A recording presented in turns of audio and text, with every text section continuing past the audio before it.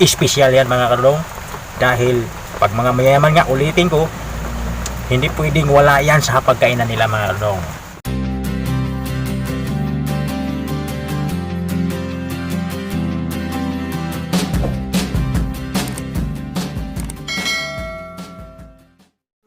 Mga kadodong, mga kadidang, good morning sa inyong lahat mga kadodong. Nagbibiyahe ko ngayon mga kadodong at talagang sobrang lamig, nakakaputi pa nga ako mga kadodong dahil walang tigil ang ulan mga kadodong. Yan. Ayan walang tigil-tigil talaga ang ulan mga kadodong, magdamag. 4 na araw na to, laging umuulan. Yun, nagutom ako mga kadodong. Mag mukbang muna tayo. Meron naman akong dala galing pa sa bahay mga kadodong, yun na lang ang mukbangin natin ngayon. Ito, papakita ko sa inyo mga kadodong yung aking ulamin ngayon mga kadodong. At ito'y talagang espesyal to mga kadodong dahil pag mga mayayaman mga kadodong, mga kumakain, hindi pwedeng wala itong kakainin natin yung mga kadodong.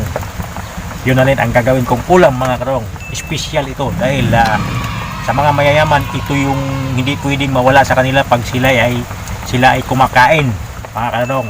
Yan, ipapakita ko na sa inyo ang aking espesyal na ulam.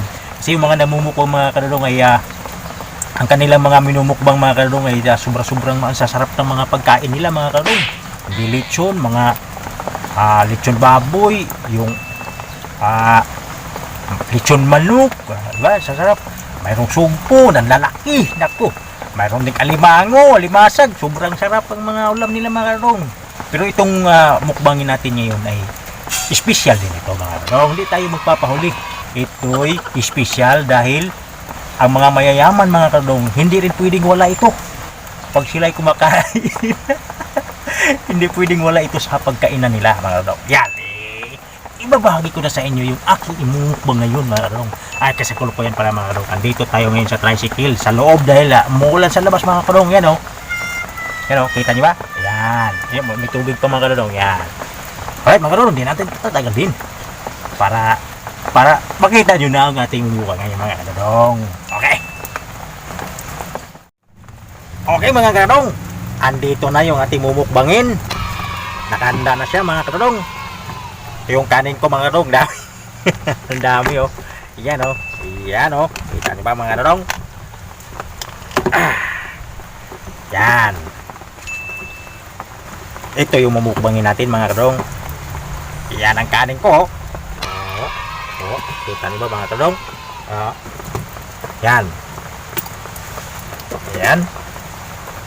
ito yung kutsara ko nakalagay sa loob. Hindi man pwede magkamay mga kadodong dahil sa biyahe tayo. Yan, wala tayo sa pamamahay natin. Ngayon, ito naman yung ulamin natin mga kadodong. Yan ang mumukbangin natin. Espesyal yan mga kadodong dahil pag mga mayaman nga, ulitin ko, hindi pwedeng wala yan sa pagkainan nila mga kadodong.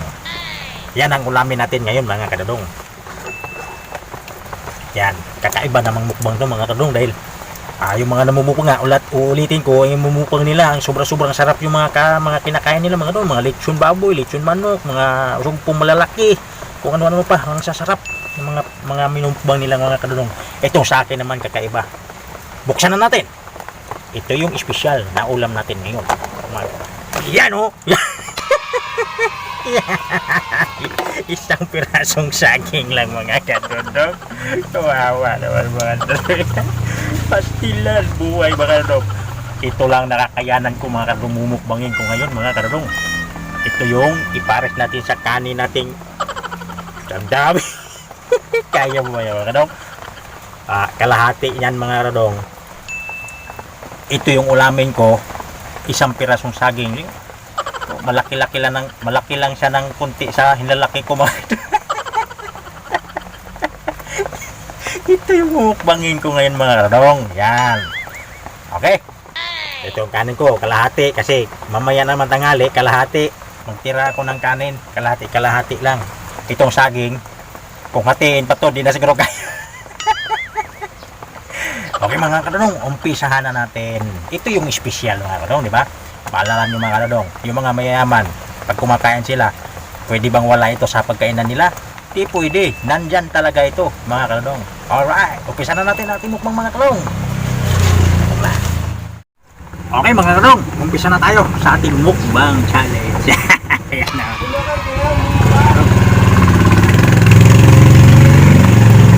Yan, kanin ko mga kalodong, oh. Yan oh.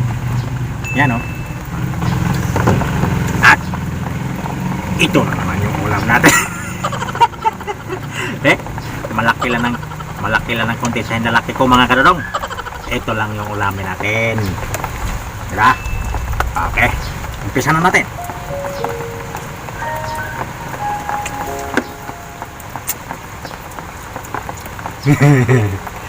Yan. Yung mga nagmumukbang mga kalodong, ulitin ko, ang sasarap ng mga kinakain nila. Yan.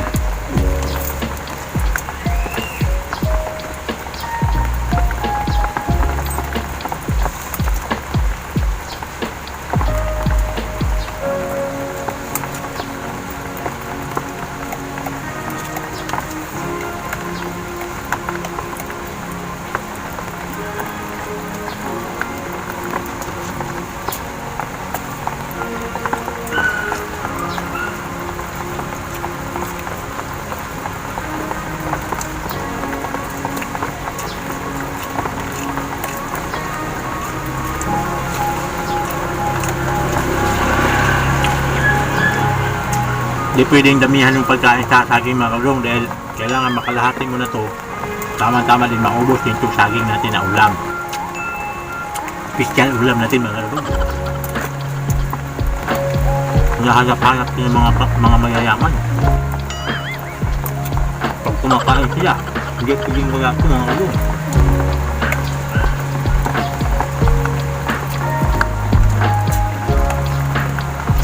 Saging lakatan.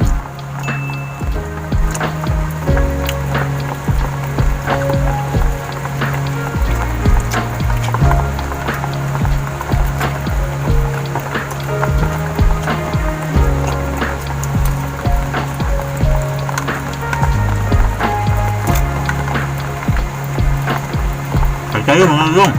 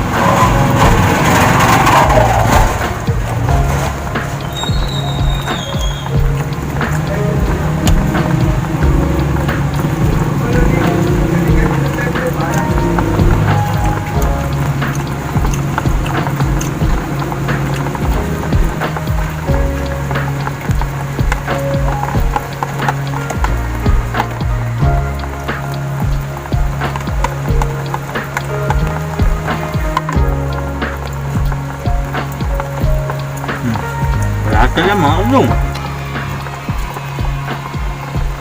Saging ko.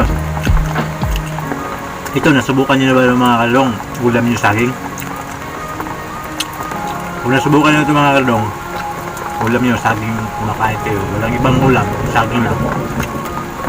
Maki-comment na lang mga kadong. Para malaman ko. Marami pala tayo. Yan. Masarap kain mga kadong ah. Madalas ko talaga itong ginagawa mga kadong nung nasa Cebu pa ako. Trabaho ko doon ng kantonan.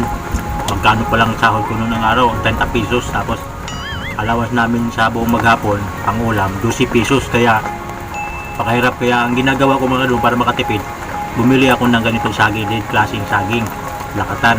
Kasi medyo may lasa talaga. Ito yung inulam ko madalas doon sa nasa Cebu pa ako dati. Kaya yun, kaya ko. Importante may mga malalasahan ka. Ayan. Ano?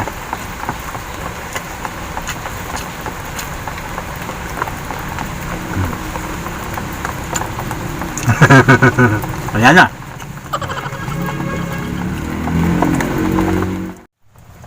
Yan mga kadong, tapos na ako kumain. Kalahati, mahigit na yan. Sobraan pa ngayon. Nagtira lang ako mga kadong para mamaya naman pag nagutom ako, may makakain ko na siya. Ang problema, wala na akong saging. Dahil isang piraso lang yung mga kadong, maliit pa. Ayun, balat na lang natira. Yan. Oh. Sana, mamaya, yan na lang ulamin ko. Balat na lang. Alright mga kadong, ito naman kanina natitira, mamaya naman yan. Okay mga kadong, tapos na ako kumain. Mayroon din akong isi-share sa inyo video mga kadong, dahil humahanga ako sa kanya at naawa rin ako sa kanya mga kadong. Yan o. Hello mga kadong, mga kadong.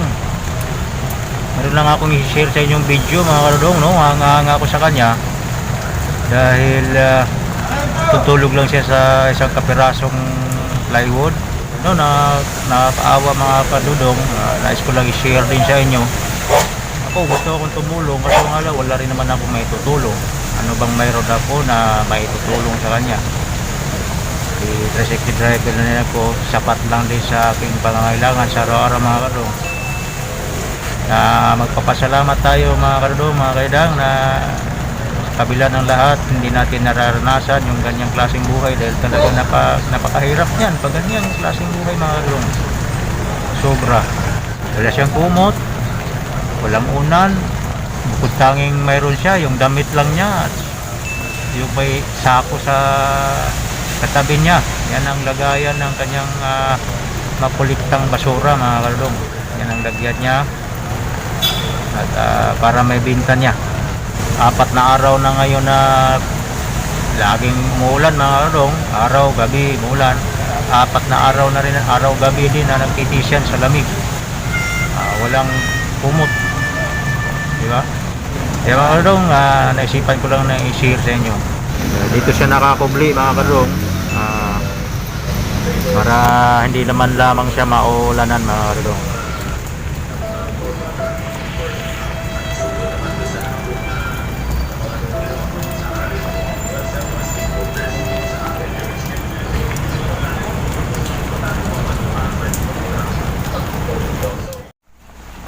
Diba mga kadudong, nakakaawa talaga siya kapag na may walang mahiga ng maayos. Nagdamag pa itong ulan, 4 na araw na, tinitiis na yung lamig, 4 na araw, tapos hindi ka makatulog na maayos, marami pang lamok, diba? Marami kang pagdadaanan na nasa labas na matutulog mga kadudong. Sobrang lamig pa yan ako. Kaya sobrang awa talaga ako sa kanya mga kadudong. Kaya naisipan kong i-share ko na rin din sa inyo mga kadudong. Hindi natin mga kalimutan na mahirap man ako mga kadudong, na isip ko mas mayroon pa talagang mas mahirap pa sa akin mga kadudong. Kaya nagpapasalamat ako sa Panginoong Jesucristo na hindi ako natulad niya, dahil kung natulad ako sa kanya mga kadudong ay hindi ko maisip na hindi ko siguro makakayanan mga kadudong. Diba? Kaya naawa man ako sa kanya mga kadudong, gusto man akong tumulong. Sana'y maunawa niyo rin ang mga talagang wala pa akong kakayanan na tumulong sa ganun mga klaseng tao.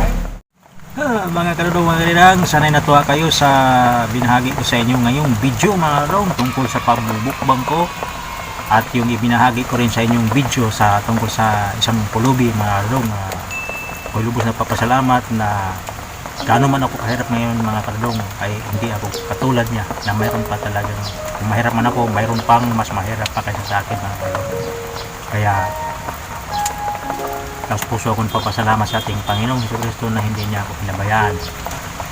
Yun mga kadong, maraming salamat sa mga nag-subscribe at sa mag-subscribe pa, sa mga viewers ko at sa ating mga kababayan, mga OFW na handang sinusuong ang mga ibang bansa para sa kanilang mga mahal sa buhay mga kadong. Alright, magkita-kita na lang tayo sa susunod kong mga i-upload mga kadong, mga kanina. Bye bye.